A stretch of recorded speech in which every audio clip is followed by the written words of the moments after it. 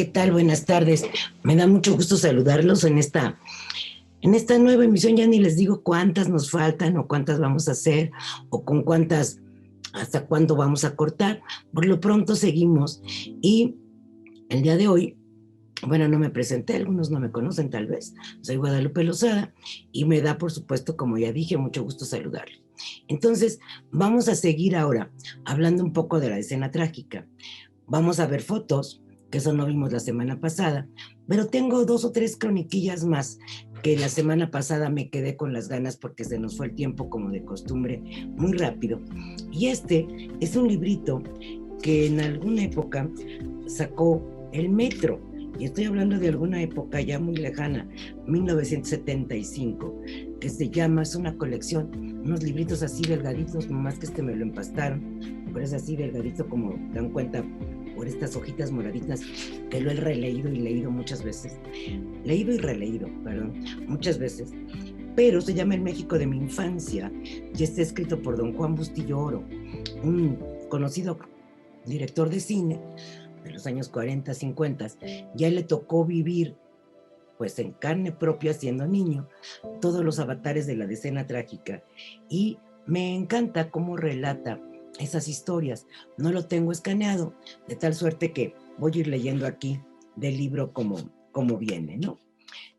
Ya comentamos la vez pasada cómo Madero llegó a la ciudad con grandes expectativas, se hicieron las elecciones, ganó limpísimamente y de manera abrumadora, junto con José María Pino Suárez como vicepresidente, que ya habíamos comentado que además de ser vicepresidente era el secretario de Educación, cosa que siempre me ha llamado mucho la atención. Y cómo en 15 meses de gobierno se le voltearon todas las cartas. Ni siquiera los ricos, los de su clase, acuérdense que Madero era un potentado, venía de una familia de gente muy adinerada, ni siquiera ellos estaban contentos con Madero porque no había logrado someter todos los levantamientos que se dan en el norte, y por otro lado, pues los campesinos, y tampoco pues les había dado certezas de muchas cosas, había dejado a prácticamente todo el gabinete porfirista, con excepción de unos 4 o 5, y por otro lado, pues ya dijimos cómo Zapata se va a voltear también con el famoso plan de Ayala, en donde lo desconoce como presidente ante, para él, para Zapata, la nula respuesta del gobierno de restituir las tierras a los campesinos. Entonces, ante esa situación, pues la historia comienza a variar, y también comentamos cómo Madero no se sentía inseguro, él sentía que todos estaban con él. Y vimos, a pesar de que mucha gente le insistía que la guardia, inclusive la guardia presidencial, que era la misma que había cuidado a don Porfirio, no lo quería, en algún momento lo podía traicionar, él siempre vivió confiado, él siempre vivió pensando que pues todos estos malos augurios no eran más que chismes y que él iba a salir bien librado de su gobierno, cosa que pues evidentemente no sucedió. Y a los 15 meses exactos de estar en el gobierno, comenzó el cuartelazo, el golpe de Estado, que pues lo llevó a la tumba. O sea, 9 de febrero de 1913 es cuando empieza esta situación de pánico. Yo siempre le he llamado así, este amanecer de pánico, que fue el 9 de febrero de 1913 en la Ciudad de México, y que nunca he visto cuáles fueron los ecos, cómo llegaron los ecos al interior de la República. En eso no he puesto atención nunca en mi vida y me gustaría ponerla, porque aquí sí fue una catástrofe. Decía yo que es increíble, así como cuando hablamos del golpe también del golpe de Estado, pretendido golpe de Estado que no se logró, de Gómez Farías contra Bustamante en julio de 1940, que fueron 15 días también de pánico, de bombardeos, de pleitos, bueno, de matazones en las calles, y a los pocos días ya parecía que no hubiera pasado nada. En la Ciudad de México en 1913, fue algo casi similar. O sea, fueron esos días de pavor, de pánico, después una calma larga que se va a ver truncada, ya lo veremos después, en 1915 con el famoso Año del Hambre, que ese fue también catastrófico, y podemos decir que, claro, fue una consecuencia del asesinato de Madero y de la caída de ese gobierno que había llegado con todas las de la ley, pero que no supo ganarse pues la benevolencia de todos, ¿no? Al revés, fue rechazado por unos y por otros, y él no tomó las previsiones necesarias. Incluso habíamos comentado cómo su propia familia, su propio hermano, Gustavo Madero, esto le había advertido de las posibilidades de una traición en personajes tan siniestros como Victoriano Huerta, y él no lo quiso ver. Vivía demasiado confiado, tal vez en la providencia divina, pero no sé en qué más, que además acuérdense que Madero era espiritista, y es muy interesante. Yo no he tenido oportunidad de verlo con claridad, pero él se sentía verdaderamente alguien que estaba cumpliendo una misión que le habían encargado desde el más allá. Tenía, digamos, un corresponsal del otro lado, que era el que el que hablaba con él y le dictaba cartas. El archivo personal de Madero, incluyendo las famosas cartas espíritas, están en el Palacio Nacional, en un área junto a la biblioteca del recinto de homenaje a Juárez, en el tercer patio Mariano. Se pueden consultar. Digo, ahorita no sé si ya esté abierta esa área, pero están a consulta pública. Entonces, eso es extraordinario, ¿eh? Encontrarse, yo me encontré, he tenido oportunidad de leer muy pocas, porque me tocó participar en el rescate de ese archivo que estaba guardado en la oficina de estampillas y valores allá por Legaria, y en cajas de huevo, auténticamente, así se los cuento. Y ahorita ya está obviamente disponible en extraordinarias condiciones, clasificado, ya se puede consultar, y allí es donde están estas cartas. Y yo me acuerdo haber leído una en donde le advertían que tuviera cuidado, pero como él se sentía llamado a cumplir una misión, entonces no le importaba mucho, yo creo, perder la vida. Él estaba consciente de que estaba cumpliendo una misión que le habían encomendado, y como tal, pues si eso implicaba el sacrificio de su vida, pues lo haría. Entonces hay que tomar en cuenta también esa circunstancia al hablar de Madero, porque además de ingenuo era confiado, y seguramente digo confiado en el más allá, que había cumplido la misión que le habían encomendado, había vuelto a México a la democracia, o más bien traído, porque pues así demócrata, durante el siglo XIX, pues no se había dado una democracia tan real como la que se dio en las elecciones de Madero, del 11 de Madero, se le puede llamar así. Y después, pues ante esa falta de acciones para incluso, no digo combatir la libertad de prensa, por supuesto que no, pero darse cuenta de lo que los periódicos estaban señalando, ¿no? Todos los periódicos, todos, eran unos ataques continuos y permanentes a diario. Unas caricaturas ya llegaban a ser soeces, brutales, pues, contra el presidente.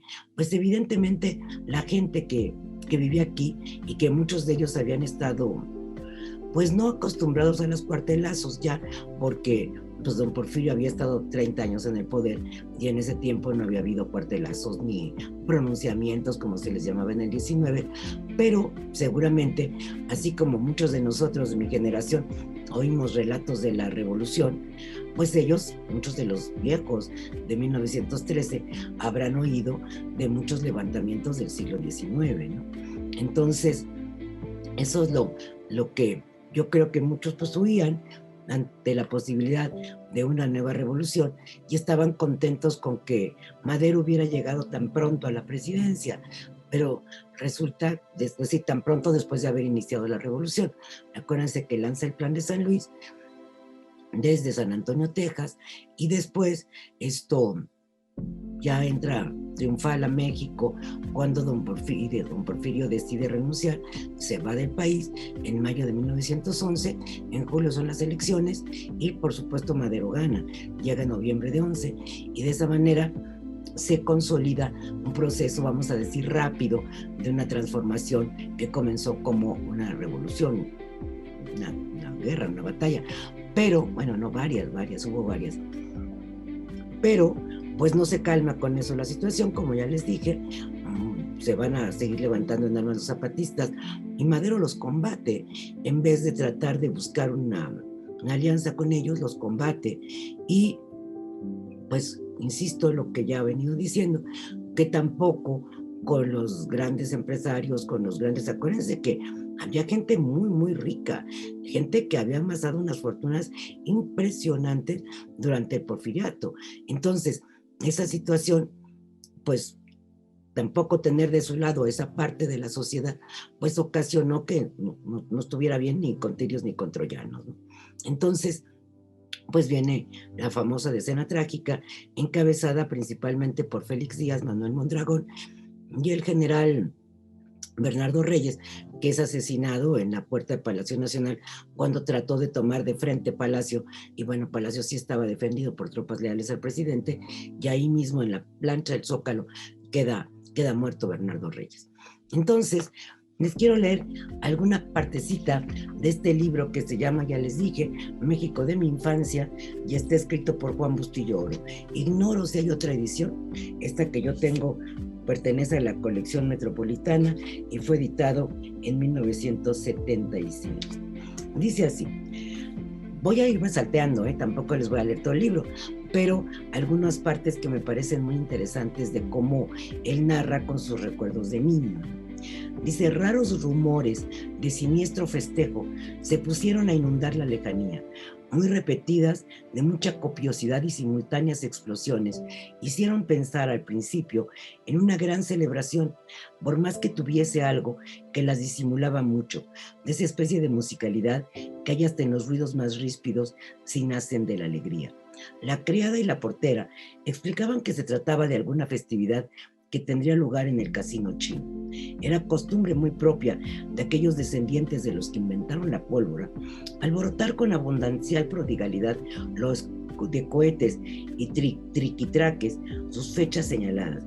Pero el tal casino colindaba con nuestra casa por el callejón de López, y como mi preocupado padre lo hizo observar, la distancia aparente de lo que oíamos era mucho mayor, y en la sequedad de los estallidos vibraba como un eco funesto que alertaba al instinto de conservación. No tardamos mucho en conocer las malas nuevas. Nos las trajo en alas del miedo y del cólera el propio don Panchito. Se refiere a un vecino de ellos. Venía despavorido, sin sombrero, subvertida la ropa, las facciones esfumadas en livideces, los ojos fuera de su encaje, y usando unos hijos de esto y hijos del otro, que no solía usar en nuestra presencia ni borracho. Había cuartelazo en contra del presidente. El primer combate se había librado ya ante Palacio Nacional, a cuyas puertas la Guardia Leal había recibido a tiros merecidamente a los sublevados. El zócalo estaba rojeante de sangre y negreaba de cadáveres. Soldados, vendedores ambulantes, curiosos, papelerillos y caballos. Entre todos se había quedado embarrado en el asfalto, como pegado con los cuajarones, el mismo jefe del pronunciamiento, como les digo, el general Bernardo Reyes. Madero, con aquel valor cívico de que ya había dado tantas pruebas, exponiendo el cuerpo a la felonía de algún tirador emboscado, había venido desde Chapultepec hasta el Zócalo, a caballo, rodeado por unos cuantos cadetes del colegio militar y por los valientes del pueblo. Todo había terminado. Félix Díaz y Mondragón se habían refugiado en la ciudadela, pero de allí no tardarían en salir puros balazos. Y sin embargo, la misa negra empezada frente a la catedral distaba mucho de su fin. Hacia el mediodía se redoblaron las remotas detonaciones y la alarma. Las granadas disparadas por Mondragón desde la ciudadela nos cogían de paso, y aquello era oír extraños silbidos, aciagos bisbiseos y menuda lluvia de plomo sobre los tinacos y sobre un cobertizo de lámina que había en un rincón de la azotea, todo lo cual nos metió al alma en la algidez de una física pavura por vez primera experimentada. A cada cañonazo, agitando el sombrero, se está refiriendo en este caso a un vecino también, que venía borrachito, se encaraba con los traidores y rugía: échenme otra tales por cuales, échenme otra, que a don Francisco y Madero le hacen ustedes los purititos mandados. En vano, de todos lados le gritaban el peligro que corría, y en vano sollozaban su mujer y su hija. Don Panchito no se rendía, el mismo don Panchito. Toda su alma estaba puesta en aquel combate imaginario, y noble como los de Don Quijote. Por fin, Una bala perdida le atravesó el pecho y le quitó la vida. Al recordarlo, siempre me ha parecido un punzante símbolo.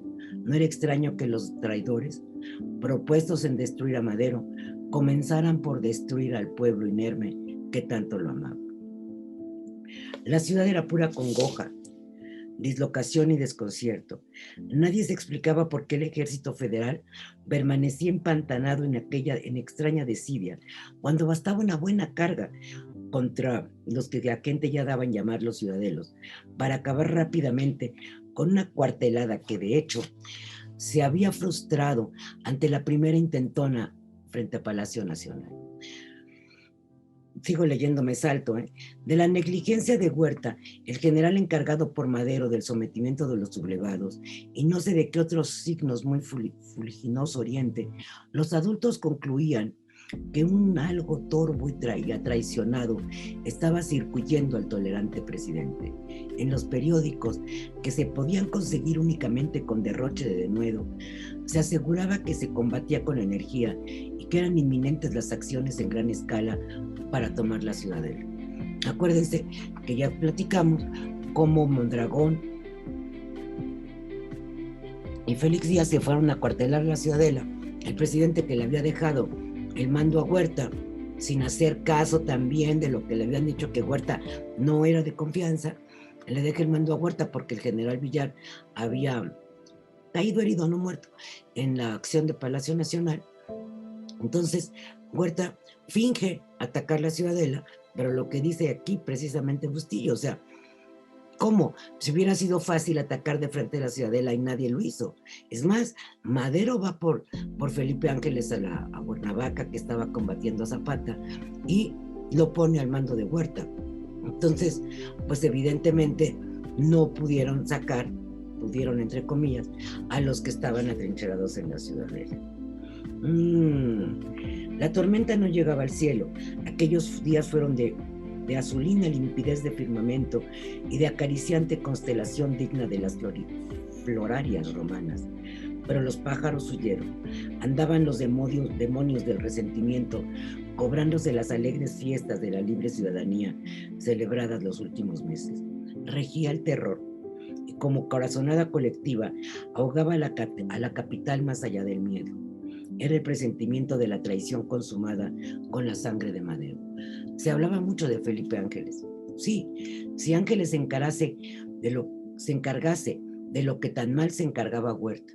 Anulado Orozco por su traición y Francisco Villa desprestigiado por sus actos de desobediencia militar y por su cautiverio en la penitenciaría, no quedaba nadie que pudiese salvar al presidente si no era Ángeles, según el consenso general.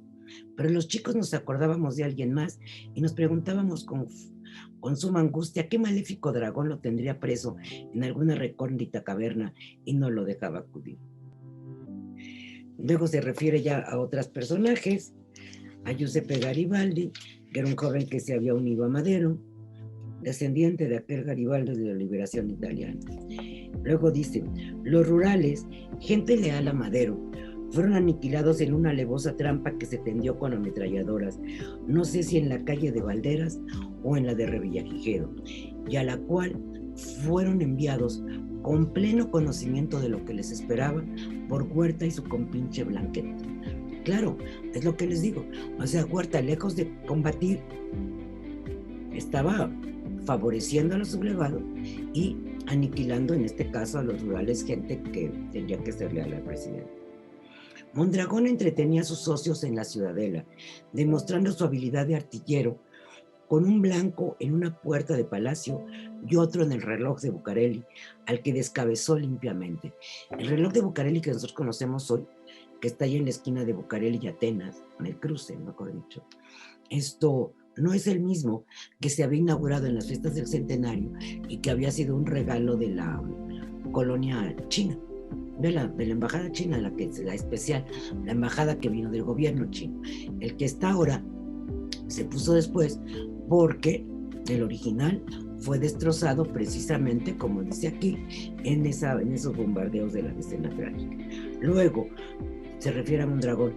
Subido de tono su aburrimiento, cañoneó una y otra vez, sin objetivo prefijado, casas de los barrios que le rodeaban, hasta donde alcanzaban las bocas de fuego que en aquel tiempo, por fortuna, poco podían alcanzar. Estábamos como sitiados. Las escapadas para ir por alimentos ya exigían verdadera temeridad. Don Juan, su papá, la propia doña Virginia, su mamá, y la pequeña María, acompañados por la fatalista Lupe, la sirvienta, apenas lograban traer lo más indispensable, víveres escasos y de mala calidad, que sin embargo no sabían a gloria. La pasaban peor en la vivienda de arriba, morada de la anciana dueña del edificio, la menuda y callada doña Loretito y de sus 3 bulliciosas hijas. Los vidrios de sus balcones habían sido destrozados por proyectiles de Mauser, y la familia se apiñaba en la cocina, por cuyo tragaluz ya se habían colado algunos extraviados balines. La hija mayor, una vivaracha viuda de cránea fertilidad, de mucha querencia por paseos y folgorios, no muy joven, pero según Rueda todavía pecable porque no tenía malos bigotes, expresión que me dejó perplejo, pues yo no le veía pelo alguno sobre la boca, muy entregada al lujo y al bien vestir, tomó la situación con el alentado espíritu que la hacía tan fiestera y se alistó en la Cruz Blanca. Sí, la Cruz Blanca funcionó, una especie, digamos, de Cruz Roja, para ayudar a los heridos que estaban pues tirados en las calles. Ya habíamos comentado, y lo vamos a ver en las fotos, cómo los cadáveres se quedaban ahí y los tuvieron que incinerar, porque eran pilas de cadáveres las que estaban. Y con ánimo tan presto como cuando iba a saraos y días de campo, se fue por esas calles donde soplaban vientos de hierro y plomo a prestar auxilio a los heridos. Gustaba de lo inusitado y del peligro, amaba lo ruidoso y el escándalo, se parecía por las novedades y se perecía, o sea, se moría por las novedades y se amercendeaba del dolor ajeno. Entre los quebrantamientos de aquellos días vivía en plena anchura. Recuerdo que una madrugada, meses antes de regresar de uno de sus frecuentes bailes, se quitó los zapatos y sintió arder el piso. Empeñada en que había un incendio en el departamento de abajo, frontero al nuestro, desierto a aquellas horas, pues sus arrendatarios, los señores Caín, solo lo usaban como oficinas diurnas. Apareció arrebatadamente por corredores y balcones, dando voces de fuego. Puso en pie a todo el barrio, llamó a los bomberos y los obligó a forzar las puertas de los Caín, con lo que descubrió que allí nada se quemaba, excepto un poco las plantas de sus cansadas extremidades danzadoras de la vida y otro poco de su voluntona imaginación recalentada por los rescoldos de la champaña. Que eso está muy simpático, por eso se los leí. O sea, pero total se fue a ayudar a los heridos, ¿no? Que también eso fue bueno. Déjenme ver dónde está la otra cosa. Dice, a medio patio, no. Uno de los reciarios de la Ciudadela, herido por su propia inexperiencia en el uso del Mauser, les había revelado que un gran ataque de las 3 armas tomaría por nuestra calle rumbo a Palacio Nacional, destruyéndolo todo a su paso, y sin miramientos para los no combatientes, para mostrar así la fuerza y la decisión de los rebeldes. Mis padres, eso se los contó la chica esta que fue a la Cruz Blanca, se miraron y sonrieron, pero en aquel instante tuvo lugar un gran efecto escénico, como remate de un área. Es que sus papás trabajaban en el teatro, eran actores, pero además tenían que ver con su mamá, hacía escenografías y muchas cosas. Por eso yo creo que él después se dedica al cine. Un cañonazo dio de lleno en nuestra fachada y destruyó parte de nuestro amado y ferreado palco. Era su balcón. A más de uno de los aparadores de la sombrerería de doña Virginia. Su mamá tenía, como se dan cuenta, una sombrerería en la parte de abajo. Por añadidura, y entre los cercanos impactos, aquel día vimos de sobrellevarlo a pan y agua, tenuemente entintada por el recuelo del café de la víspera.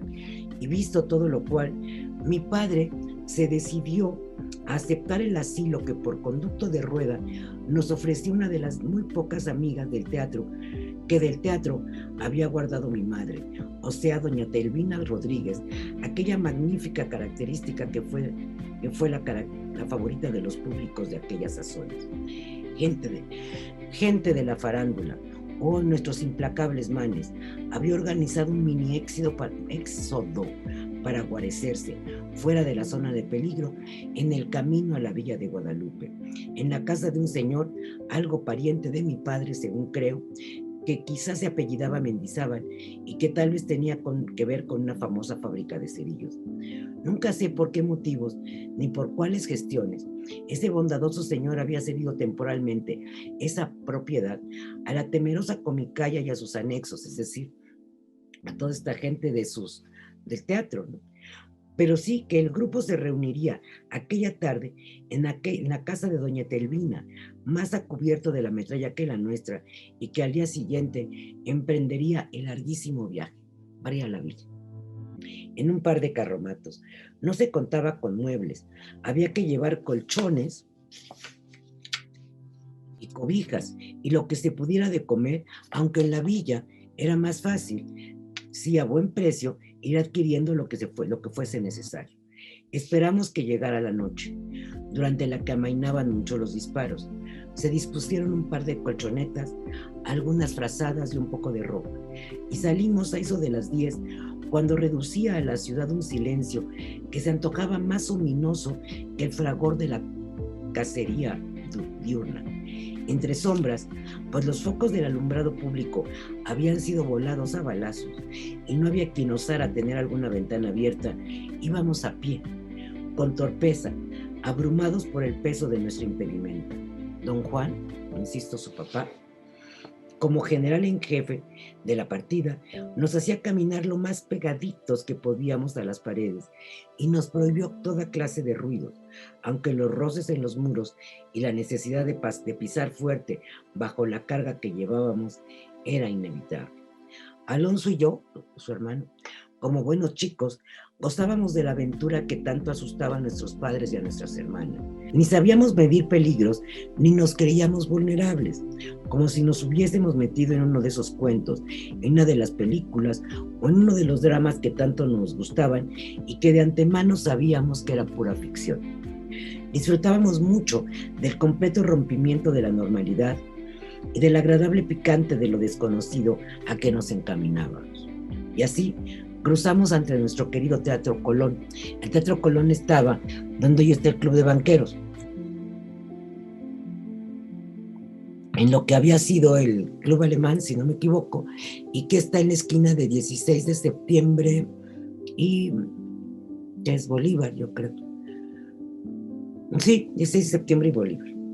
Allí sí que se me encogió enteramente el alma.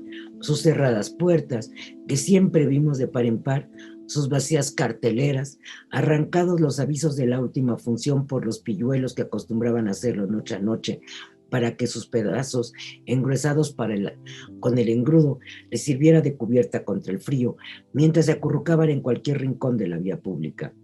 Todo allí sí me angustió, especialmente la oscuridad, que me había parecido divertidamente emocionante, por desusada en las otras calles. Allí, en el pórtico del teatro, que siempre habíamos contemplado inundado de luz, parecía condensarse y se levantaba como un gigantesco fantasma, más contriscado que amenazador. En aquella esquina de la Independencia, el gran foco de arco, herido mortalmente, chorreaba de las rotas entrañas la sangre luminosa hecha goterones de chispas mortecinas. Sí, la calle 16 de septiembre durante mucho tiempo se llamó Independencia. Y ahora se llama Independencia cruzando el eje central. Y en la yermada oquedad de la cuadra siguiente, más allá del teatro principal, todavía en Bolívar, empezó a levantarse una evaporación de tinieblas más densa que nos fue eclipsando a su paso las estrellas de un cielo libre de embozo alguno. Y conforme se alzaba, vino a nosotros un raro movimiento de regular ondulación, hasta definirse como un monstruoso 100 pies de muchas cabezas, todas erizadas de rígidas antenas. Su marcha producía un rítmico y pausado susurro metálico que poco a poco se convirtió en el menudo castañeteo de innumerables herraduras de rozamiento del piso. Por fin, Al pasar bajo las estertosas fulguraciones del agónico fanal, la fementida hidra dejó entrever su real condición.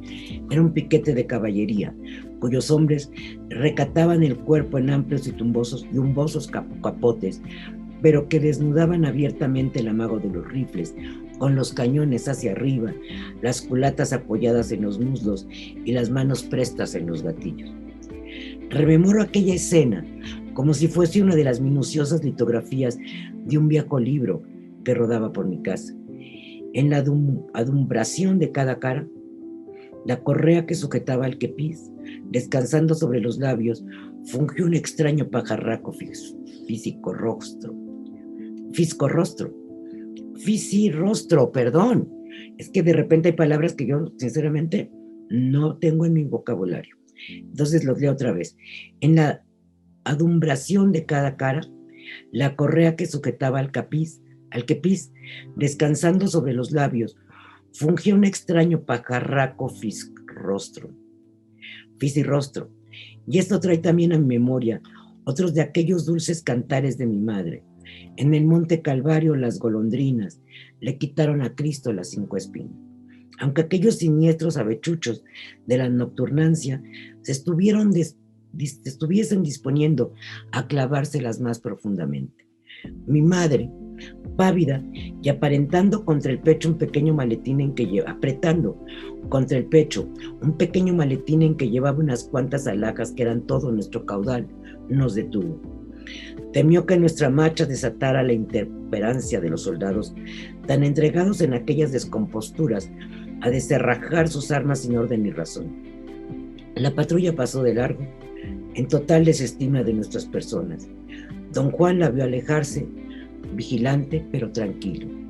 Mi nerviosa hermana Amalia ya habría gritado si doña Virginia no le hubiese tapado la boca con la mano que el maletín le dejaba libre. La otra Virginia, la pequeña, como siempre, callaba, con los grandes ojos muy abiertos y agarrando fuertemente la mano de María, quien estaba serena, como ya fogueada en las escaramuzas de la búsqueda de víveres entre balacera y balacera.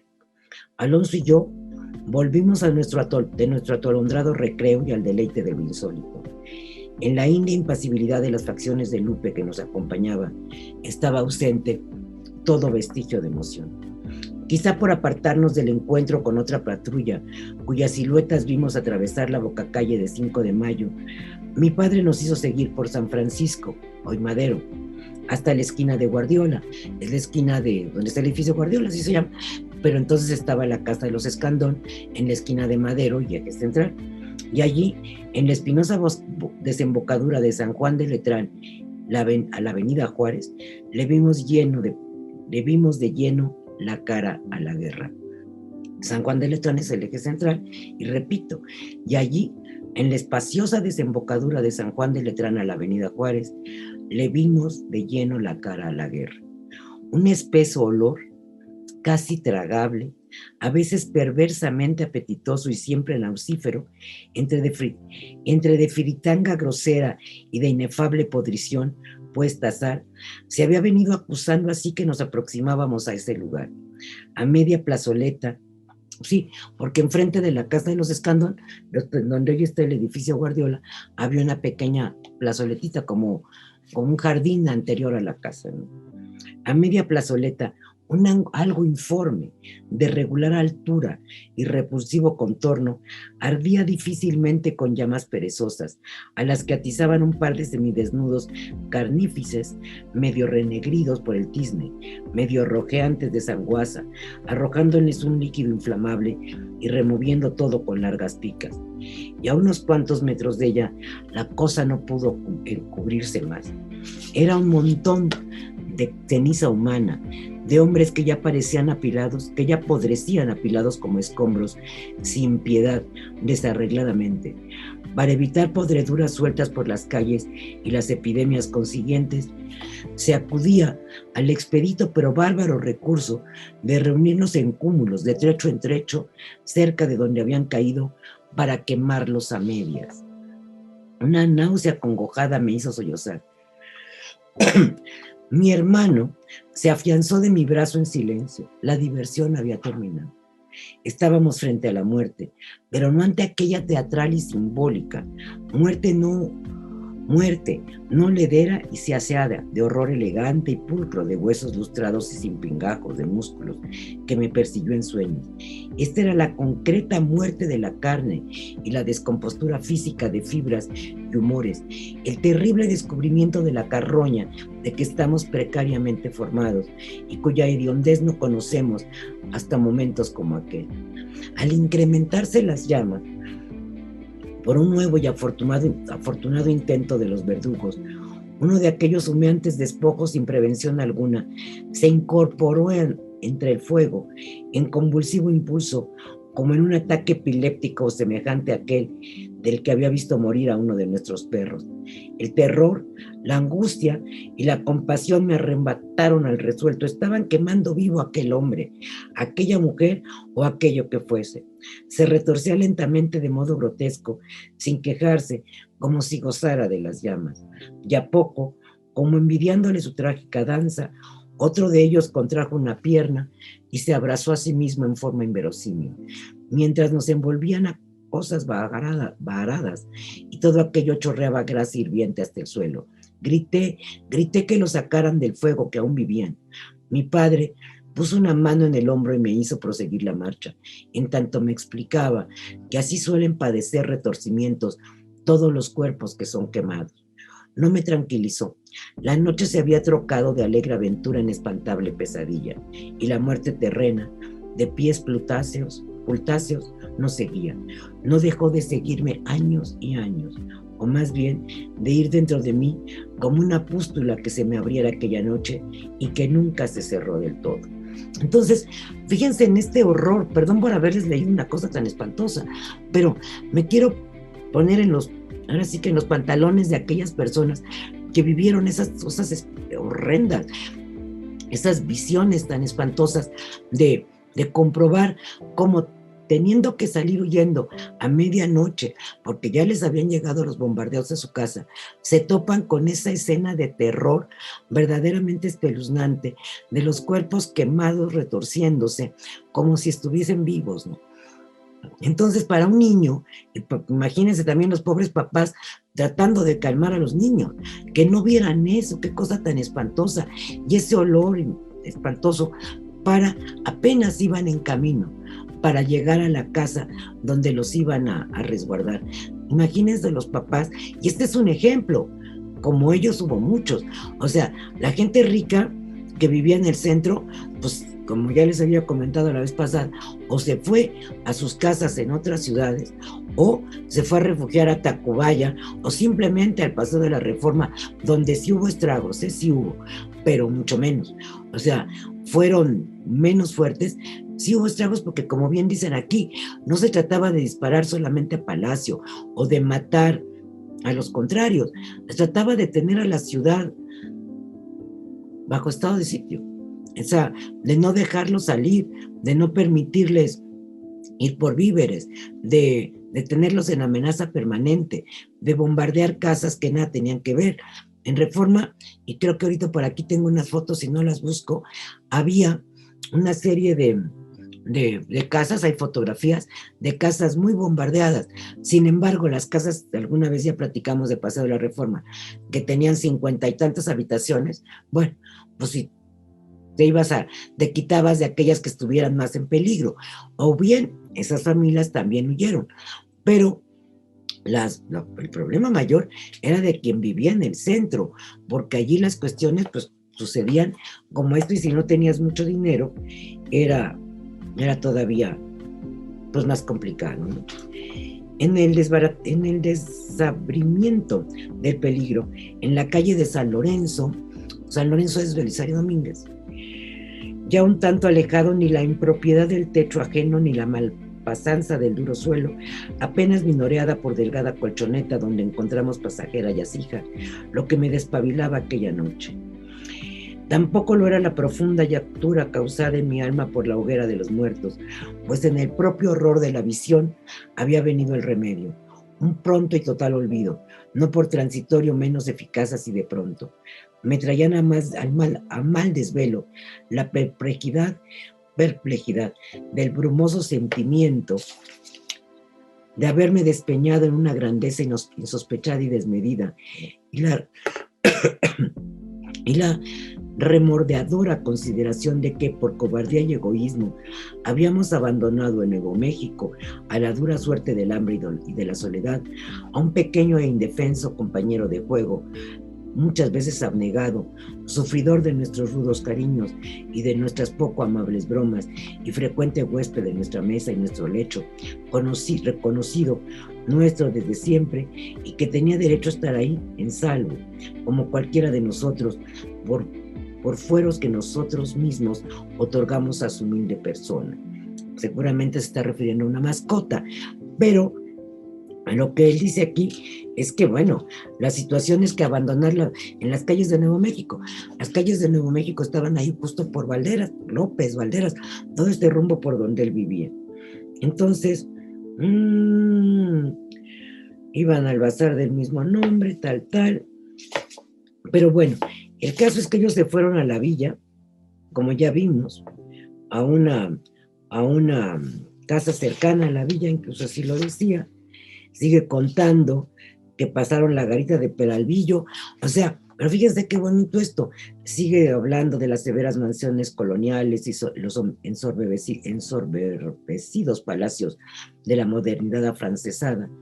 Habíamos pasado a las largas filas de edículos, sin pretensión arquitectónica alguna, muros lisos, cuadradas aberturas de entrada y cuadrados respiraderos. Iban en el eje central hacia el norte. Aquí hay muchas cosas, pero dice, ya habíamos pasado la garita de Peralvillo, o sea que iban caminando, pero en serio, rumbo a la villa, a pie, cargando a toda la familia, y con las colchonetas, la ropa y algo de comida, ¿no?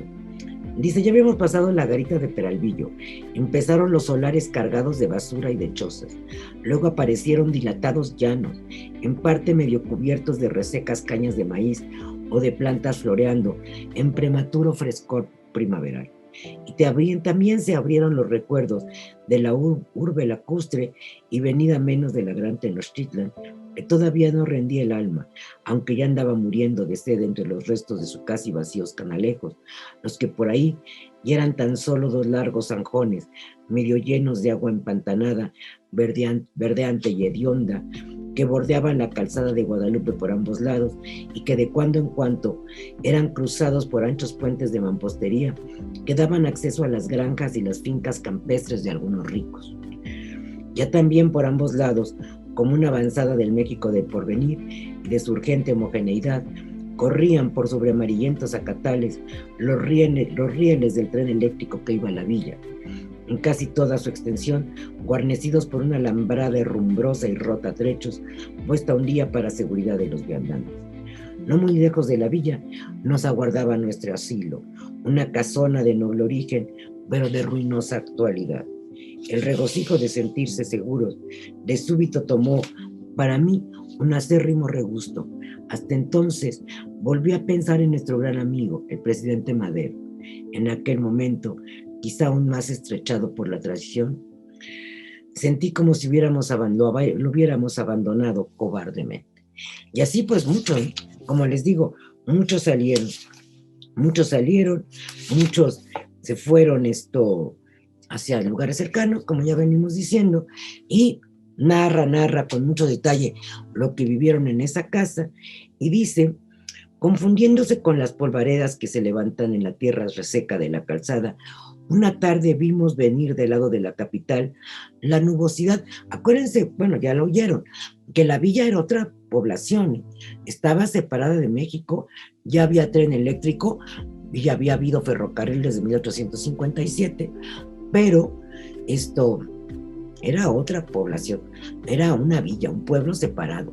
Y lo mismo que ya hemos dicho, Tacubaya, San Ángel, Coyoacán, incluso Ixtacalco y Ixtapalapa, eran pueblos cercanos, sí, a la ciudad, pero separados y eran un municipio aparte, vivían otra vida, perdón por la redundancia, tenían otra actividad, tenían otra forma de cotidianidad, completamente distinto a lo que significaba vivir en México. Dice llena de hombres, una tarde, vuelvo a repetir, una tarde vimos venir del lado de la capital la nubosidad que rodeaba a una carreta abierta, llena de hombres vociferantes, cuyos alaridos nos habían sacado hasta el puentecillo de nuestra entrada. A favor de las caprichosas fugadas del aire, inconstante, iba y venía enloquecido el enloquecido repique de campana. Al fin, el bronco vocerío se nos hizo inteligible. Con turbia alegría, como enfangada, aguanosas las gargantas de gozoso resentimiento, oímos atropelladas frases. Ya cayó el chaparro, se hizo la paz, se acabó el fuego, muera Madero, viva Huerta. Se nos encogió el corazón. Era verdad, por todas partes lo anunciaban. La traición que todos temían se había consumado.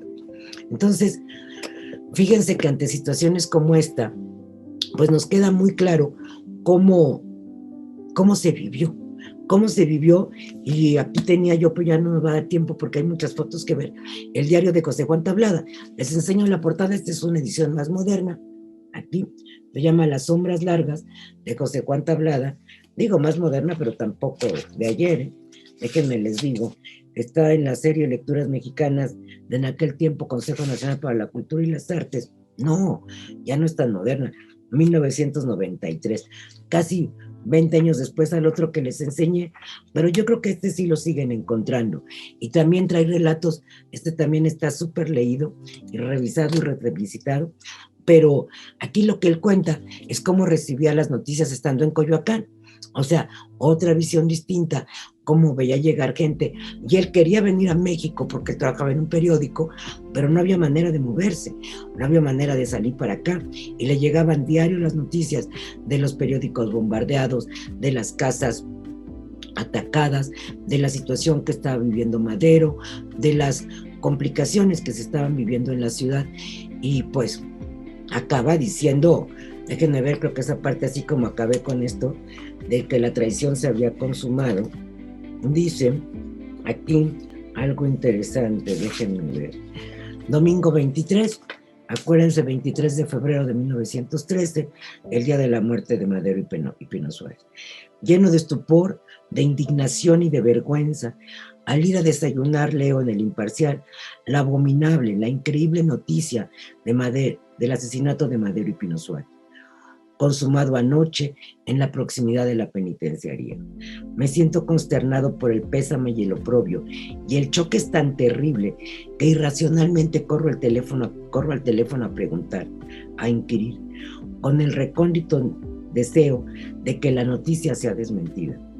Pero ya, frente al aparato, la innegable certidumbre, la fatalidad sin remedio, la pavorosa catástrofe se me desploman encima y la puerilidad de mi esperanzada duda, se me hace evidente. Félix Díaz, pues, a quien Madero perdonó la vida, que en rigor la justicia y la ley reclamaban, ha condenado o no ha querido salvar a su bienhechor brutalmente sacrificado. Confieso que jamás pensé que se llegara a tal extremo. Siempre creí que ese sacrificio no solo sería inútil e innecesario, sino que sería contraproducente y peligroso, fatalmente. Es que aquí sí dice innecesario, pero tiene que ser innecesario, sino que sería contraproducente y peligroso fatalmente. Y aún lo creo. Y mi aprehensión de los fatales resultados que esta situación pudiera tener para la nación dentro y fuera de ella, se cambian en absoluta certeza de las calamidades que tan insensato crimen acarreará sobre la patria, una vez más infamada. Madero, que pudo parecer insignificante y aún irrisorio a sus enemigos, hoy, fíjense bien esto, transformado por la muerte, asumirá proporciones terribles e implacables. Y así fue. O sea, una vez muerto Madero, se desata la revolución en todo el país, porque contra Huerta se levanta Carranza, y a Carranza se le unen Zapata y Villa y Obregón. Entonces, en un momento dado, Huerta también va a estar poco tiempo, sale en 15. Entonces, es expulsado del país y curiosamente se va de México en el mismo vapor que se ha ido don Porfirio, en el Ipiranga, pero Puberta muere en Estados Unidos. Pero realmente la situación que se genera con la muerte de Madero, que parecía que era un ser insignificante, se convirtió en un gigante que movió a todo el país en contra de quien lo había asesinado. Entonces, y los años que siguieron, hasta 1920, fueron años de terror. Aquí en la ciudad nunca volvió a haber una escena trágica, nunca volvió a haber estos combates cuerpo a cuerpo y bombardeos en las calles, pero ¿qué tal en el resto del país, sobre todo en el norte? O sea, recuerden las grandes batallas en Morelos con los zapatistas, la cosa fue realmente fuerte. Entonces, la economía del país sobrevivió gracias al poder yo creo que de nuevo, de las regiones, que en algunos casos sí se seguía produciendo y sí se seguían trabajando las fábricas y algunas minas, pero en otras partes la economía se vio totalmente trastocada, afectada completamente. Entonces, realmente tenía razón Tablada. O sea, aunque para muchos fue insignificante, a su muerte se convirtió en esa figura que lo transformó todo, ¿no? En esa figura, y voy a repetir la frase: hoy transformado por la muerte, asumirá proporciones terribles e implacables. Y así, tal cual. Proporciones terribles e implacables que sumió al país en 10 años de guerra fuerte, de situaciones complicadísimas en toda esa etapa, hasta que podemos decir, después de la muerte de Carranza, de la que ya platicaremos en la siguiente, porque ahorita llevamos una hora, además de estar leyendo a Juan Bustillo ya José Juan Tablada, platicaremos de esa llegada de Carranza al poder y la muerte después de Carranza, y ya podemos decir que con la muerte, como si fuera poco, pero bueno, no porque queramos ensalzar a Carranza, pero me refiero, la muerte de cualquier ser humano siempre es penosa. Acaba de cumplir un centenario de su muerte. Bueno, también fue asesinado en una emboscada. El que Hierro mata, él mandó matar a Carranza. Carranza mandó matar a Zapata. Entonces, pues, a él también lo traicionan y también le ponen una emboscada. Eso ya lo veremos en su momento, pero después ya llega como interino Adolfo de la Huerta y entrega el poder a Obregón. Allí, aunque se va a desatar después la Guerra Cristera, que es increíble, porque ese sí es otro problema serio a partir de 1926, de 26 a 29, la Guerra Cristera, que también es otro problema severo, y que aquí en la ciudad, si bien no hubo guerra, no hubo batallas, sí hubo mucha gente perseguida y amenazada por el gobierno, los grupos católicos, todo este tipo de situaciones conflictivas que se dieron, pero ya no vuelve la Guerra Cristera sí fue fuerte, se estabiliza el país, no obstante, en el 29, y ya del 29, pues cuesta trabajo decirlo, pero con la creación del PRI y el sometimiento de todas las otras fuerzas políticas, es cuando ya podemos hablar de una calma impuesta, si ustedes quieren, políticamente hablando, por un partido hegemónico, pero que ya se mantiene desde el 29, pues afortunadamente, casi ya un siglo, hasta 2020 que estamos ahora, ¿no? Entonces, vamos a ver ahora sí, esto fue la entrada triunfal de Madero. Vean qué belleza. Esta es una foto, para mi gusto, ¿cómo se dice estas? Cuando están como truqueadas, porque aquí atrás está Palacio Nacional. Y esta foto es cuando venía entrando por otro lado, porque estaría dándole la espalda a Palacio, a menos de que le vaya a dar toda la vuelta al Zócalo. Pero vea, acababa de entrar por Madero, no le podía dar la espalda a Palacio, quién sabe. Pero el chiste es que esta parte es totalmente real, aunque tenga este fondo aquí, tal vez ficticio, como queriendo pues, realmente representar que era la llegada de Madero pues al Palacio. De nuevo, quiero agradecer a Juan Carlos Briones, que me consiguió muchas imágenes para esta ocasión, y estas imágenes, algunas de las cuales yo ni conocía. Aquí sentadita en el coche, con una cara de que no lo puede creer, va doña Sarita, la esposa de Madero, es esta. Este es Pino Suárez y por supuesto este es Madero. Toda esta gente sí es totalmente real, y lo que digo que tal vez sea ficticio es este fondo que se ve Palacio Nacional, porque me llama la atención Madero yendo en sentido contrario. Pero pues es una buena imagen, es decir, ponen como fondo el palacio. Esto seguramente era por Paseo de la Reforma. Tenemos más, mucho más, que iremos viendo aquí. Este es el día que empieza justo la escena trágica. El día que cuando Madero recibe la noticia. Es importante aclarar que ya había teléfono entre Palacio Nacional y el Castillo de Chapultepec. Entonces a Madero le avisan por teléfono que se han sublevado en su contra y sale en caballo rumbo al Zócalo, como ya hemos platicado y como ya hemos leído. Este edificio sobrevive allá al pie del cerro, del castillo, y durante muchísimos años, muchísima gente seguramente que nos está oyendo, fue allí a la famosa Casa de los Espejos. Por dentro había espejos de todas formas, y era muy divertido porque tu figura se alargaba o se ensanchaba o de cabeza. Era muy simpático. Desapareció desafortunadamente porque era algo muy divertido. Aquí es Madero ya llegando a Palacio. Esta está chiquita, pero ahorita se las crezco un poco. Por la calle de Madero, precisamente. Ya es después de que ya le había dado el mando a Victoriano Huerta. Y ya él, según esto, se había pacificado el Zócalo y ya podía él entrar tranquilamente, cosa que pues fue momentánea.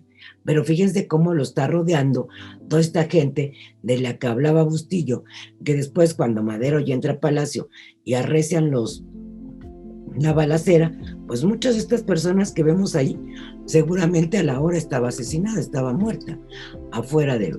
Ahora vamos a verlas un poco en desorden, pero aquí tenemos esta imagen. Fíjense cómo aquí queda clarísimo lo que veníamos leyendo, pues, o que ustedes oyeron y que yo leí. Déjenme hacer la mejor cita. Aquí cadáveres,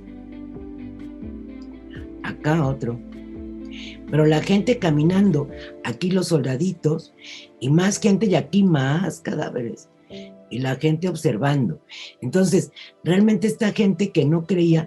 También me leí otro relato de una joven de aquel tiempo que dice que ese día ella iba a ir al mercado con su muchacha, con la muchacha de servicio de su casa, y que alguien llamó por teléfono para alertarlos en cuanto a que había bombardeos y balazos, pero ella no creyó y ya se iba hasta que una segunda llamada que su papá tomó fue la que le dijeron: no salga nadie. De verdad, la cosa está terrorífica. Y aquí está la prueba de que la cosa sí estaba terrorífica, y los cadáveres y los bombardeos y todo esto. Vamos a ver diferentes calles y cómo fueron quedando las casas. Esta es la casa número 37 de la calle de Valderas. Pero fíjense cómo lo que acababa de decir Bustillo, esta está bastante cerca de la Ciudadela, sin duda, pero no tenía nada que ver con las fuerzas levantadas ni nada. Simplemente, como decía, para distraer su ocio, el general Mondragón disparaba ante lo que la encontrara, porque el chiste era mantenerse ahí, resistir allí en lo que caía Madero, ¿no? Otra de Valderas. Vean en qué condiciones. O sea, las condiciones sí eran verdaderamente deplorables. Vean cómo quedaban estas casonas. Y estas no eran poca cosa. Hoy Valderas es una calle sin ningún chiste, podemos decir así. Muy pocas casas quedan. Una que fue, hay algunas, 2 o 3, y el edificio que ahora es del periódico Milenio y que fue de la ACM, y que después fue periódico Novedades, que fue inaugurado por Porfirio, en la esquina de Morelos y Valderas, y ese es un edificio, pues ya estoy diciendo que inaugurado por don Porfirio un poco antes de 1910, pero se quedan muy pocos edificios de aquellos tiempos. Pero vean esta casona fantástica, hecha polvo. O sea, allí sí no iba ni para dónde correr. Los que estaban allá adentro tuvieron que irse a la villa o a ver a dónde, pero tuvieron que salir corriendo. Este es precisamente el edificio del que les acabo de hablar, de la YMCA. YMCA, sí. Este es el periódico Milenio Actual. Estas casas de aquí enfrente ya no existen, pero vean también cómo destrozaron esta parte de aquí. Todo esto está destrozado, y aquí los cables de la luz, todos, o sea, por eso Tablada también dice que en Coyoacán había días en que no tuvo luz, en que no tenía señal de teléfono, porque pues aquí la situación era tremenda. Y vean cómo la gente se arremolina aquí, pero también vean cómo de todo lo que había caído de las casas, a nosotros que vivimos, pues la mayoría, 2 terremotos, nos acordamos como de todas las piedras que caen de los edificios, las calles se ven así, llenas de escombros, ¿no? Luego, vamos a ver, otra de Valderas.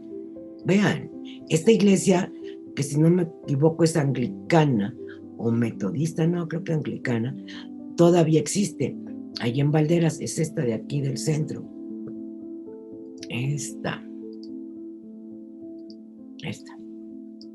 Esta todavía existe. Y ay, qué bonita flecha, nada más, ve. Esta. Y lo demás, pues ya no queda nada. Pero nos damos cuenta del destrozo, del tiradero, del horror.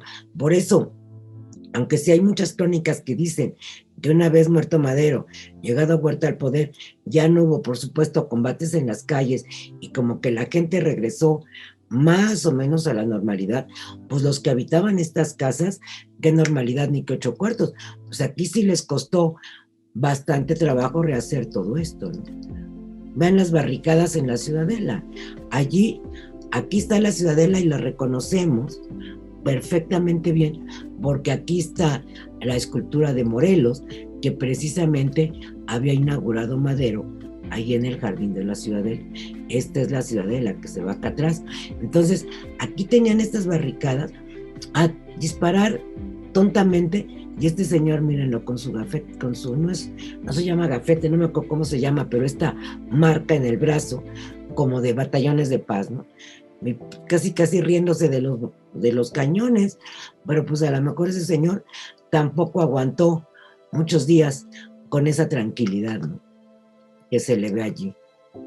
Miren esta foto que nos demuestra cómo estaba Bellas Artes, pero también nos enseña cómo por todos lados había pertrechos de guerra y soldaditos estos allí muy tranquilos esperando. Pero vean, Bellas Artes casi como lo dejó don Porfirio, aunque Madero sí hizo algunos esfuerzos por continuar con la construcción de Bellas Artes, evidentemente pues no llegó a ninguna conclusión. Realmente Bellas Artes se termina hasta 1934 con el presidente Abelardo L. Rodríguez. Estas casas de Bucareli no se han de acordar, pero esta la vimos, esta misma casa, creo que es la misma, no, tal vez no, porque esta no es esquina, pero estas casas con estos torreones redondeados en los finales eran muy comunes en una época. Y ven aquí, sin embargo, como bien decía Bustillo, se podían conseguir algunos víveres. Y estas fotos deben de haber sido, pues ya cuando se murió Madero, pero ahí va el vendedor de pan con su canasta, y estas personas aquí seguramente al mandado, pero vean cómo había quedado la casa, en pleno Bucareli, pero requete destrozada. Rehacer todo eso no ha de haber sido nada, pero nada sencillo. Nada. Los cadáveres, famosos cadáveres, que por eso estos eran los que apilaban y luego quemaban. Pero volvemos a lo mismo. El señor que andaba por la calle, este no es un militar, este es gente que iba caminando y allí quedó. Y vean como de costumbre los curiosos, y esta foto es verdaderamente espléndida, es de una nitidez extraordinaria. Las caras de los curiosos aquí, viendo pues viendo pues, la tristeza de toda esta gente muerta y así encimada una junto a otra, porque así van juntando los cadáveres para luego quemarlos. Esta está muy chiquitita, a ver si la puedo ampliar un poco. Este edificio existe en la calle de Revillagigedo y Victoria, si no mal recuerdo. Fue durante mucho tiempo Museo de la Policía, sigue siendo un edificio perteneciente a la policía, y aquí incluso ya tiene algunas marcas, me llama la atención. Tiene aquí unas crucecitas, la foto. ¿Será donde tenían que trabajar? O algo, porque estas son pintadas en la foto. Aquí la torre completamente rota y aquí vemos otro agujero en el techo.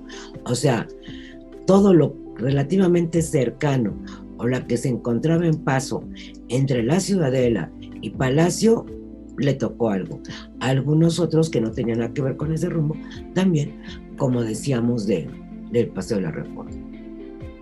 Miren aquí la cantidad de gente. Aquí febrero 19 de 1913, dice aquí. O sea, 2 días antes, Madero preso en la Intendencia de Palacio, y esta es la entrada que se llama de honor, es la puerta por donde entra el presidente, y este era el bazar de la Plaza del Volador, que ya había desaparecido la plaza también, y que ahora aquí en su lugar está la Suprema Corte de Justicia. Cañones, a ver, ¿cañones dónde? Cañones seguramente muy cerca de la Ciudadela, y aquí con los soldados listos para la foto, porque además como se están dando cuenta, fue un momento muy, muy, muy fotografiado. Entonces vamos a encontrar muchas fotos verdaderamente posadas, ¿no? Los soldados posaban. Miren, la casa de los Scherer en Paseo de la Reforma. También les estoy mostrando muchas fotos, por si nos está viendo Alejandra Utrilla. Estas son algunas fotos de los archivos del Museo Nacional de la Revolución, lo cual también agradezco. Algunas de las fotos que estamos viendo vienen precisamente de ese museo, que todavía no ha podido abrir por el tema de la pandemia, y de que como está en el sótano del monumento, pues no tiene aire natural y todavía no tenemos el permiso para abrir. Pero pueden ver la página del Museo Nacional de la Revolución, la página Facebook. Tienen muchísimas cosas que ustedes pueden ver y disfrutar, porque han trabajado mucho y tienen cosas verdaderamente extraordinarias que vale la pena ver. Acuérdense, Museo Nacional de la Revolución, así lo encuentran en el Facebook. Vean cómo quedó la casa de los Scherer. Sí, era la casa de la familia Scherer, que Julio Scherer fue un periodista muy reconocido, fundador de la revista Proceso, y esta casona era pues yo creo que de sus abuelos. Vean el hueco que le hicieron aquí. Vean acá también estas paredes completamente destrozadas. Aquí este balcón roto. Tuvieron que invertir. Y esta es la Glorieta Colón en el Paseo de la Reforma. Así como les digo, esta no estaba entre la Ciudadela y Palacio, y el general Mondragón y sus secuaces también se dedicaron a bombardear otros sitios de la ciudad. Entonces sí, como yo les decía la vez pasada, no me refiero a los Scherer, me refiero a otros muchos de los que vivían en Reforma, que ayudaron a la caída de Madero en complicidad con el embajador Wilson, o con otros tantos adinerados que pusieron dinero para el golpe de Estado. ¿Cómo habrán sentido de ver sus casas en este estado que también les tocó duro y macizo durante la decena trágica? Esta es la casa de Madero, en la esquina de Liverpool y Berlín, si mal no recuerdo. Actualmente ya no existe. Pero fue completamente quemada. O sea, la gente, acabamos de leer como Juan Bustilloro dice que la gente llegó diciendo, ya cayó el chaparro, ya llegó Huerta, muera Madero y viva Huerta, porque así la gente, incluso Tablada, cuenta que uno de sus vecinos, el trabajador de la casa de uno de sus vecinos, decidió venir a México montado en su caballo con su carabina y que le dijo, ¿y tú por quién vas a luchar? Por el primero que me encuentre en el camino, de ese lado me afilio. O sea, el chiste era las ganas de estar ahora sí que en la bola, como dijeron después. Muchos, ya cayó Madero, pues viva Huerta, como antes le habían gritado, viva Madero. Aquí podemos ver cómo esta casa, en la casa actual que hay en esa esquina, hay una plaquita que dice aquí estuvo la casa del presidente Madero. Esto es en la colonia Juárez, allí donde Madero tenía su residencia particular, pero fue quemada. Aquí se dan cuenta que entra la luz, es decir, ya no tenía techo. Y me imagino que saqueada, porque aquí está entrando gente. O sea, todas las maravillas que tuvo allí, seguramente de muebles y de lujo, pues fueron saqueadas. ¿A quién le importaba? ¿Quién iba a estar cuidando eso? Si al hermano de Madero ya también lo habían asesinado. La esposa estaba refugiada. Durante un tiempo se la pasó refugiada en la embajada del Japón. Entonces, vean en qué condiciones quedó la bonita casa de los Madero. Cercanías de la Ciudadela. Así dice tal cual aquí esta letrita. Cercanías de la Ciudadela. Vean. O sea, aquí hasta la luminaria en el suelo, hecha pedazos, rota, como decía Bustillo, ya ni siquiera en la noche se veía algo de luz, ¿no? Otra del Zócalo, estos son los portales, el portal de Mercaderes. Aquí vemos los cadáveres de toda esta gente. Aquí incluso me parece ver a un niño. Sí, este es un niño o una niña.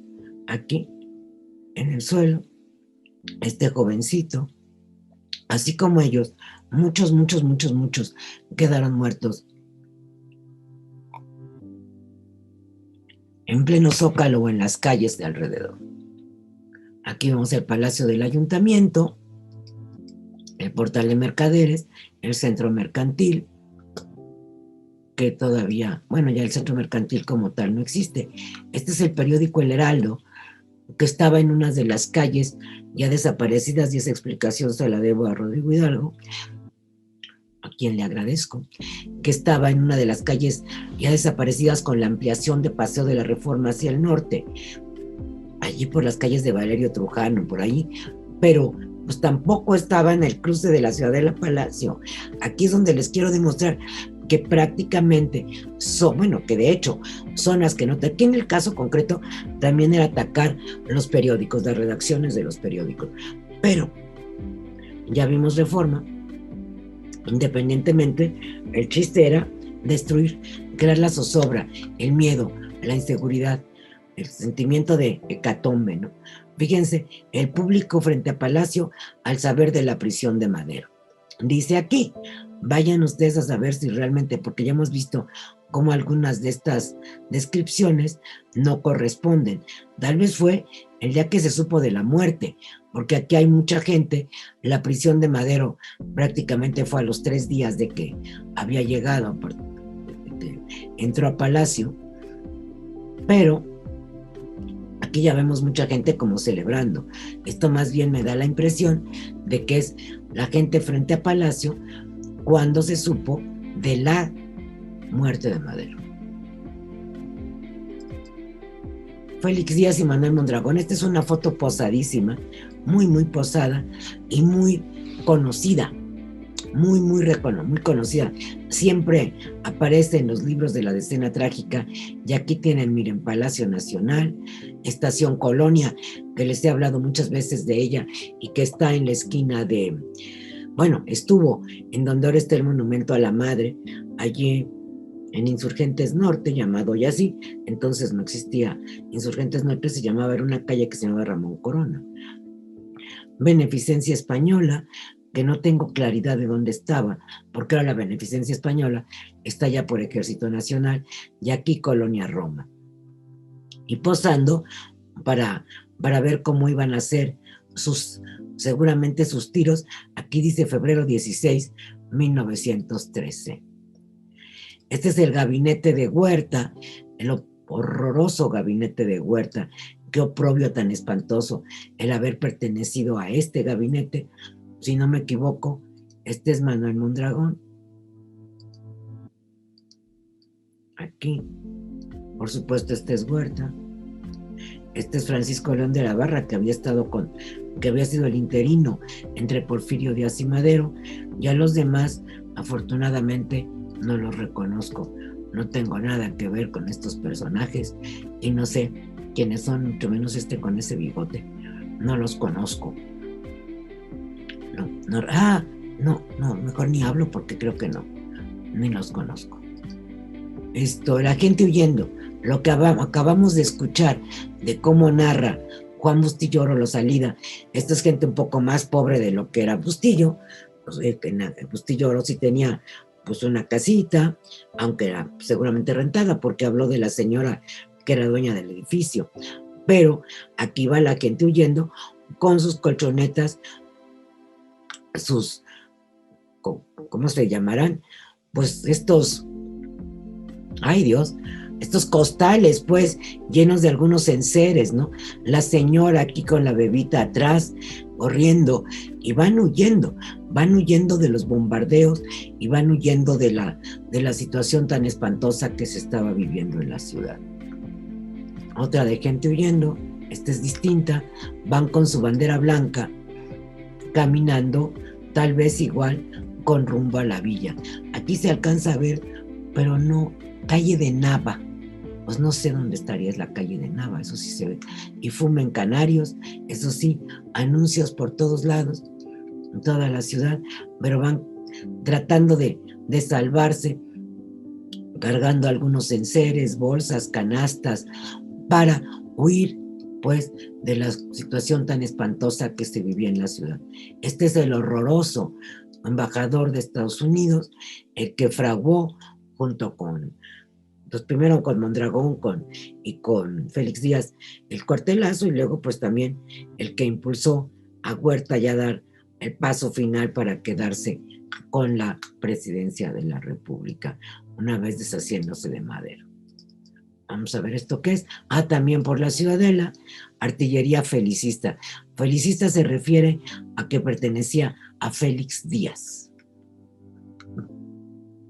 Hacían sus barricadas, yo creo que con losas de los pisos o con lo que caía de los edificios.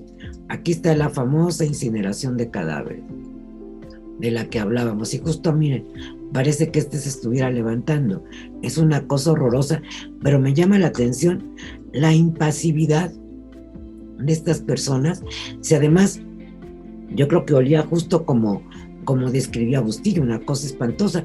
Y aquí están estos, tal vez con el único afán de posar para la foto. Esta es la intendencia de Palacio, donde estuvieron presos Madero y Pino Suárez hasta que los sacaron para llevarlos supuestamente a tomar un tren para que se pudieran exiliar, y lo que hicieron fue llevarlos a la muerte. Allí fue donde estuvieron pues presos, y ahí los estuvieron viviendo en esas condiciones.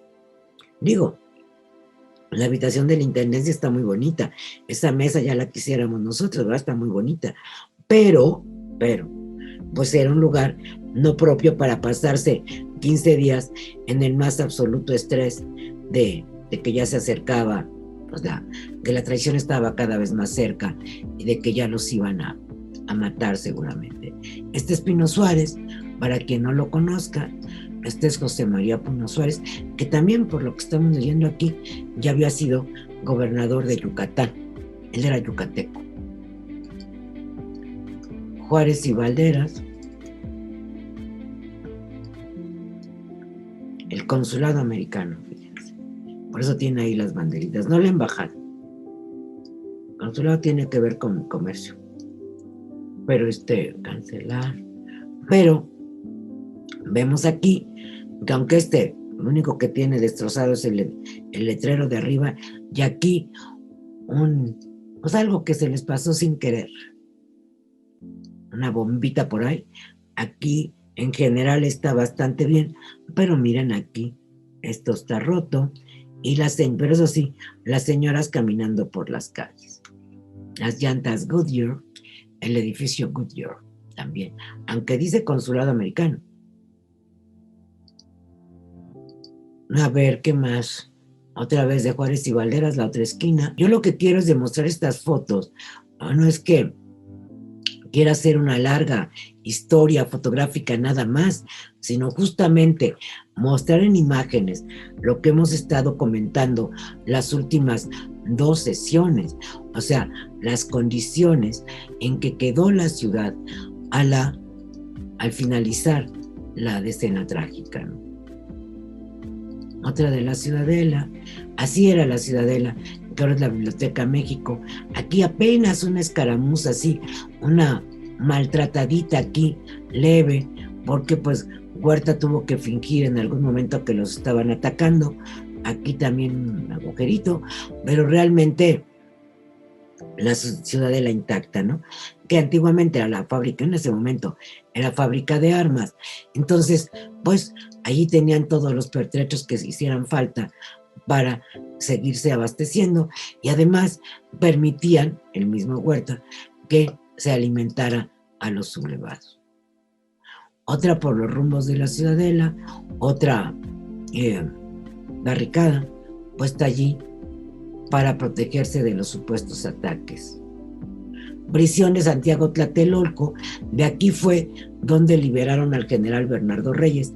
Esta es una prisión militar y como bien dice Bustillo, y lo dijo Tablada, como Madero les perdonó la vida tanto a Félix Díaz como a Bernardo Reyes y los tenían encarcelados, pues dejó vivo el germen de la insurrección, digamos así. O sea, facilísimamente pudieron escaparse y iniciar esta sublevación. Ya vamos a terminar. Miren, justamente lo que les comentaba, el reloj chino, el antiguo reloj chino de Bucareli, vean en qué condiciones quedó. O sea, imposible siquiera reconocer que eso había sido un reloj muy bonito, inaugurado durante las fiestas del centenario. Lo acabaron. Bien decía Bustillo que el general Mondragón se entretuvo tirando al blanco, atinándole al reloj de Bucareli. Entonces, aquí vemos una casa que es parecida a la que existe hoy, pero que no es la original, ya que alcanzamos a ver, esta es la glorieta allí, como ya les dije, en Bucareli y la calle de Atenas, la casa de la embajada, de la Secretaría de Gobernación. Se hizo una casa, una parecida en los años 80 a la que está aquí, pero no es la original. La original ya no existe. Entonces, para que vean cómo por todos lados, esta es la ropa. Bueno, y además estas se las enseño porque este señor de aquí en medio era tío de mi papá, o sea, tío abuelo mío. Ernesto Hidalgo se llamaba, era periodista y ellos les dejaron, no sé por qué razón ni entiendo, les dejaron pues recoger la ropa ensangrentada de Madero y Pino Suárez. Seguramente esto que está aquí, el que está deteniendo el personaje de la derecha, es un abrigo porque tiene como este forro grueso, otro que sería el traje y la camisa, en las condiciones en las que quedaron estos trajes, esta ropa, después de haber asesinado a Madero y Pino Suárez. Traslado de cadáveres, pues los que no quemaban, cuando menos eran tratados un poco más dignamente, y podemos ver allí estos cadáveres que llevan en estos carromatos. A lo mejor de allí iban a la quemazón, la verdad me ignoro, pero es una más de las trincheras que seguramente dice tropas felicistas, pues sí, allí por la Ciudadela, pero estas se las dejé al final porque hay algo que quiero hacer notar. Una mujer en plena trinchera, muy de negro, muy de hasta tapada en la cabeza, pero allí metida entre los levantados. Tal vez era la mujer que nos acaba de narrar Bustillo, aunque esa dice que se fue a la Cruz Blanca y esta parece que tal vez quisiera disparar, ¿no? Entonces me encantó, la dejé al final para que la pudiéramos ver con calma y pues la próxima vamos a hablar un poquito de otras entradas triunfales a la ciudad, además de la famosísima de Madero, que vimos cuando menos una, y voy a ver si encuentro más, y de lo que pasó ya, digamos, en la ciudad en cuanto al Zócalo. Regresamos al Zócalo, porque aquí nada más vimos 2 imágenes del Zócalo. Regresamos al Zócalo, cómo se llenó ya durante todo el siglo XX, después de esta etapa que todavía siguió siendo revolucionaria, como vimos, hasta 1929, que llega, bueno, primero llega Pascual Ortiz Rubio, y luego en el 29 está interino, lo tenía que Portes Gil, Emilio Portes Gil, y después es electo Pascual Ortiz Rubio, que ni tan electo, pero bueno, así se le reconoce, y luego llega ya el general Abelardo de Rodríguez, y de ahí podemos decir que el país ya está en una etapa muchísimo más estable. De eso vamos a hablar la próxima. Mientras tanto me despido agradeciéndoles mucho su compañía. Muchas gracias, nos vemos la próxima.